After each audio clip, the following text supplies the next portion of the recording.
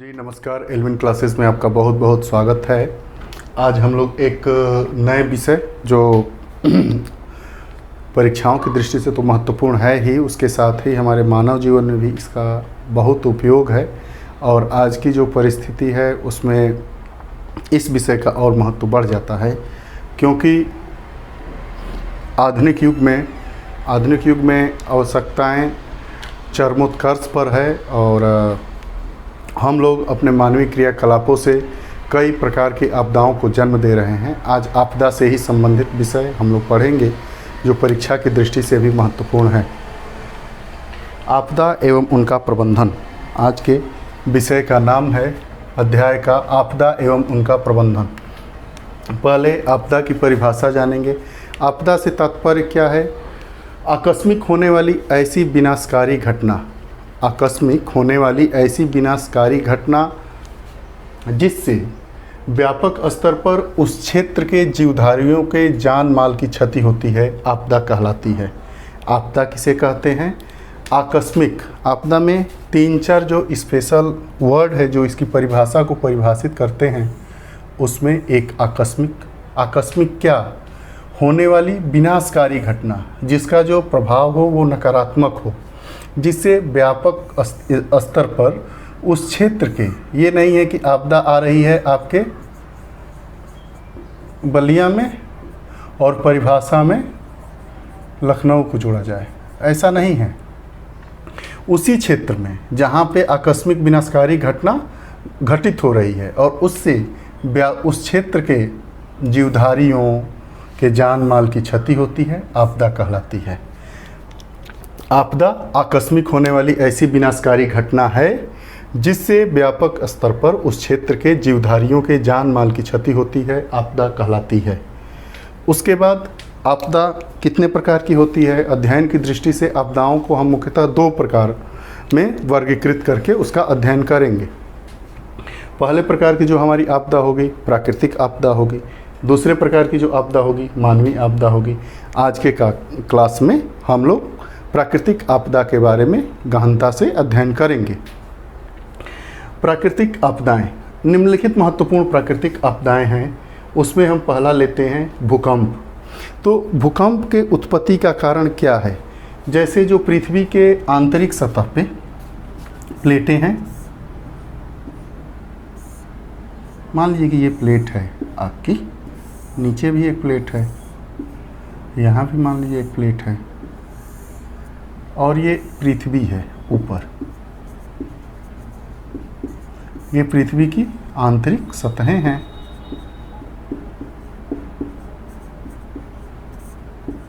आंतरिक सतहें, इनमें अगर विचलन होगा, विचलन मतलब या तो इधर जाएंगे या तो इधर जाएंगे, या तो इधर जाएंगी या ये भी इधर जाएगी। मतलब अपने जैसे पृथ्वी के आंतरिक सतह पे मान लीजिए कि ये सतहें हैं और इस पे ये पृथ्वी टिकी हुई है, ठीक। या इसके जाने से ये गिरा या फिर इसके भी हटने से या दोनों के हटने से जो घटना घटित होगी वो भी भूकंप का कारण बनेंगी। अब प्लेटें 2 प्रकार की है, एक महाद्वीपीय प्लेटें और एक महासागरीय प्लेटें। संचलन मतलब दोनों का चलना, इधर उधर हटना, ये भी भूकंप का एक कारण बनता है, उत्पत्ति का, आने का। भ्रंशन या वलन, भ्रंशन मतलब जैसे ये है दबाव के कारण ऐसे हो गया नीचे, भ्रंशन मतलब दब गया, वलन मतलब गल गया, ये भी एक कारण है। उसके बाद अणु बमों का जो विस्फोट होता है वो भी भूकंप के उत्पत्ति का कारण है। इसके अलावा और भी घटनाएं हैं जो भूकंप को जन्म देती हैं। अब देखिए भूकंप को मापा कैसे जाता है। भूकंप को मापने की एक विधि है जिसे मापन है सिस्मोग्राफ कहते हैं। तो भूकंप में भूकंप को नहीं मापा जाता है, उसकी तीव्रता को मापा जाता है। तो जो भूकंप की तीव्रता का मापन है वो सिस्मोग्राफ द्वारा किया जाता है। सिस्मोग्राफ क्या है? ये रिएक्टर पैमाने के आधार पर, रिएक्टर पैमाना हम लोगों का जैसे ये है पैमाना है 1 2 3 4, और रिएक्टर पैमाने की खासियत ये होती है कि प्रति एक बिंदु आगे जाने पर जो इसकी तीव्रता होती है वो 10 गुनी हो जाती है। जैसे मानिए कि यहाँ पे 1 है तीव्रता, तो दूसरे नंबर पे जाने पे रिएक्टर पैमाने पर 2 अगर दिखाएगा तो उसकी तीव्रता 10 गुनी हो जाएगी। फिर अगर 3 दिखाएगा तो उसकी जो तीव्रता होगी वो 100 गुनी हो जाएगी, मतलब 10 गुनी बढ़ेगी।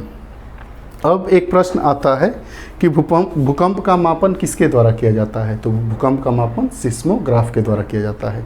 ठीक, रिएक्टर पैमाने से क्या होता है? रिएक्टर पैमाने से भूकंप की तीव्रता का मापन किया जाता है। प्रत्येक 1 अंक ऊपर जाने पर भूकंप की तीव्रता में 10 गुने की वृद्धि होती है। ठीक, अब आता है कि इसकी खोज किसने की? तो रिएक्टर पैमाने की खोज वर्ष 1935 में चार्ल्स एफ रिक्टर ने की थी। रिएक्टर पैमाने की खोज 1935 में चार्ल्स एफ रिक्टर ने की थी। इसमें 3 महत्वपूर्ण प्रश्न हैं जो अक्सर पूछे जाते हैं कि उत्पत्ति का कारण क्या है भूकंप का। तो ये आपका ऑप्शन में या तो सभी रहेंगे तो सभी उत्पत्ति के कारण हैं, इसमें से जो एक रहेगा वो एक भी उत्पत्ति का कारण होगा। उसके बाद भूकंप की तीव्रता का मापन किसके द्वारा किया जाता है? भूकंप की तीव्रता का मापन सिस्मोग्राफ द्वारा किया जाता है। पैमाना कौन सा अपनाया जाता है? रिएक्टर पैमाना अपनाया जाता है। इसकी खोज किसने की थी या इसको बनाया कौन था? तो रिएक्टर पैमाने को 1935 में चार्ल्स एफ रिक्टर ने बनाया था। ये हमारे 3 प्रश्न हो गए। अब हमारा अगला जो प्रश्न है, इसमें कारण है प्राकृतिक आपदाएं जिसके कारण आती है, उसमें ज्वालामुखी है।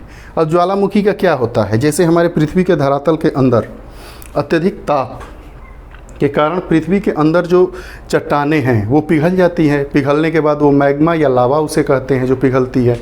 अब वो जो अन्य गैसों के संपर्क में वो मैग्मा और लावा आएगा तो अत्यधिक तापमान के कारण वो बाहर निकलना चाहेगा दबाव देकर। और बाहर कैसे निकलेगा?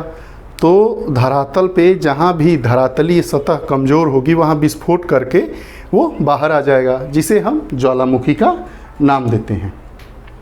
तो इस ज्वालामुखी से क्या क्या होगा? ज्वालामुखी से सुनामी की उत्पत्ति होती है, मौसम तथा जलवायु परिवर्तन होता है, ऐसी तमाम ढेर सारी घटनाएं होती है। ज्वालामुखी से ऊंचे ऊंचे पहाड़ बन जाते हैं, बलित पर्वत बनते हैं, ये भी ज्वालामुखी के ही विस्फोट का कारण होता है। तो ज्वालामुखी की परिभाषा अगर हम साधारणतः देखेंगे तो अत्यधिक ताप के कारण पृथ्वी के अंदर के चट्टान व पदार्थ पिघलकर मैग्मा, जिसे लावा भी कहते हैं, बन जाता है, जो शक्तिशाली गैसों के प्रभाव से ऊपर उठता है। जहाँ कहीं धरातलीय सतह कमज़ोर होती है वहाँ ये गैसें सतह को तोड़कर बाहर आ जाती है, जिसे ज्वालामुखी विस्फोट कहते हैं। जैसे मान लीजिए ये आंतरिक सतह है, यहाँ लावा है, अन्य गैसों से संपर्क में आया और यहाँ विस्फोट करके ये बाहर निकल गया, यही आपका ज्वालामुखी हो गया, ज्वालामुखी का विस्फोट हो गया। इससे सुनामी की उत्पत्ति, मौसम तथा ज्वालामुखी जलवायु संबंधी परिवर्तन जैसी घटनाएं होती है। उसके बाद जो हमारी एक महत्वपूर्ण आपदा है सुनामी।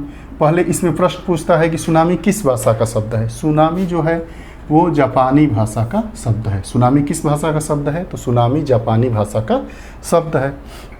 अब सुनामी किसे कहते हैं? सुनामी देखिए, जब समुद्री जल से गुजरने वाली लहरें, जब समुद्री जल से गुजरने वाली लहरें उच्च सागरीय लहरों को जन्म देती है तो इसे सुनामी कहते हैं। ये समुद्र में ये लहरें हैं और ये लहर अचानक ऐसे ऐसे हो जाए, जो लहरों की ऊंचाई होती है उससे कई गुना ऊपर हो जाए और उनकी जो तीव्रता रहे वो तेज हो जाए, तो वही क्या होता है? वो सुनामी को जन्म देती है। अगला जो हमारा मुख्य है प्राकृतिक आपदा का कारण, चक्रवात तथा तूफान। चक्रवातों की उत्पत्ति, चक्रवात की उत्पत्ति कैसे होती है? समुद्री तथा स्थलीय दोनों भागों में होती है। चक्रवात कहाँ कहाँ आते हैं? स्थलीय चक्रवात भी होते हैं, समुद्री भी चक्रवात होते हैं, लेकिन जो सबसे शक्तिशाली विनाशकारी या विध्वंसकारी जो चक्रवात होते हैं वो समुद्री चक्रवात होते हैं। तो समुद्री चक्रवातों के अलग अलग नाम हैं क्षेत्र विशेष के नाम पे। तो चक्रवात में ये चीज़ें जो महत्वपूर्ण हैं कि हरिकेन, चक्रवात का ही हरिकेन नाम है आपके यूएसए में चक्रवात को हरिकेन कहते हैं। चीन, जापान और फिलीपींस में चक्रवात को हम लोग टाइफून कहते हैं। लेकिन ये कौन से चक्रवात हैं? ये सब समुद्री चक्रवातों के नाम हैं। ठीक, स्थलीय चक्रवातों के ये सब नाम नहीं हैं। टाइफून कहाँ कहा जाता है? चीन में, जापान में, वो फिलीपींस में। चक्रवात हम लोगों के यहाँ और बांग्लादेश में, हम लोगों के यहाँ मतलब भारत और बांग्लादेश में चक्रवात ही कहा जाता है समुद्री चक्रवात को। बिलीबिली, बिलीबिली ऑस्ट्रेलिया में कहा जाता है। ये बिलीबिली बहुत ही, या तो एक साथ सही मिलान के लिए आता है, ये इम्पॉर्टेंट है, आपका लगभग सभी परीक्षाओं में पूछता है। अगर चक्रवात से प्रश्न आएगा तो बिलीबिली का नाम आएगा। बिलीबिली चक्रवात का नाम है, ऑस्ट्रेलिया में समुद्री चक्रवात को बिलीबिली के नाम से जाना जाता है। बाढ़, बाढ़ की समस्या जैसे कि आप लोग देख रहे हैं इस समय, बाढ़ किसे कहते हैं? तो बाढ़ सामान्य अर्थों में अगर बाढ़ की परिभाषा को देखें तो विस्तृत स्थलीय भागों का, जैसे मान लीजिए कि कहीं 100 एकड़ ज़मीन है, पूरा स्थल है, उस पर 90 एकड़ या 70 एकड़ में 50 एकड़ से ज़्यादा स्थलीय भाग जो लगातार कई दिनों तक जलमग्न रहते हैं, बाढ़ कही जाती है। जैसे इन दिनों बिहार, असम, ये सब बाढ़ की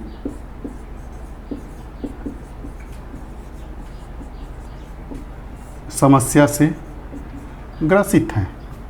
अब देखिए, जो कोसी नदी है, कोसी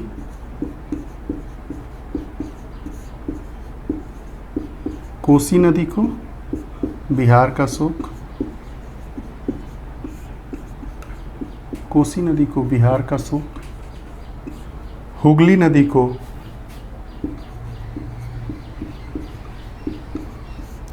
नदी को पश्चिम